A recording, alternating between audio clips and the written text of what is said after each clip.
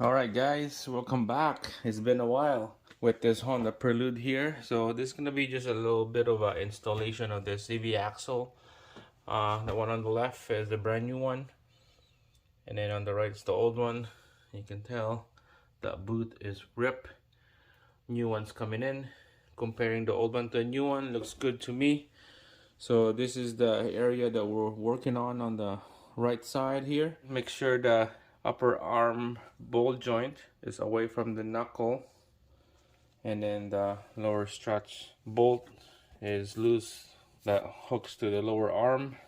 This CV axle is ready to go. Let's go.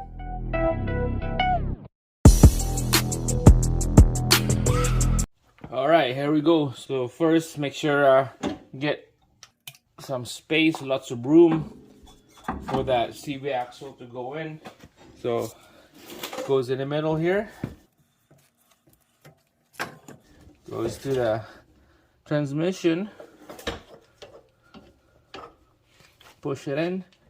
You're gonna hear that clunk. There we go. That's good. And then this side goes into the knuckle behind the hub, just like that. Just keep pushing it in. It will slide out on this end right here, and then you put the nut right after.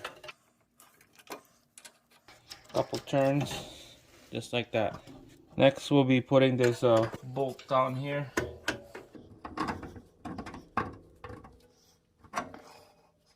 And a nut on the other side, and then after that we'll put this bolt joint to the knuckle, and then we'll put the nut.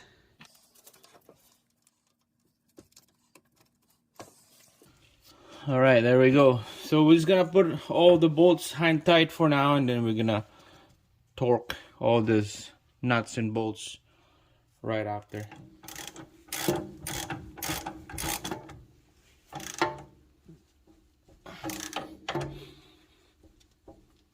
Alright, this is tight. The bottom is good. Let's work on the top.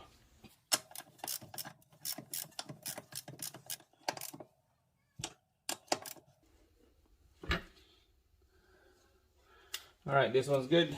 Alright guys, so from underneath here you can see that CV axle is a nice snug fit. No grinding, no moving parts at all. And then on this side right here, just need to torque the axle nut, and this will bring right inside for the ABS sensor on this ring. And then this is torque already. Same thing with the upper ball joint is torque. We're gonna torque this lower ball joint nut soon here. This is ready to go. Alright guys, so we're gonna bottom out this axle nut, and we're gonna torque this to spec right after. I'll use 36mm socket here. That's good. Now we're gonna torque this to the right torque spec. Alright, so from here it's time to put the rotor and then the caliper after. That's about it. That's it guys. Thanks for watching, and I'll see you again on the next one.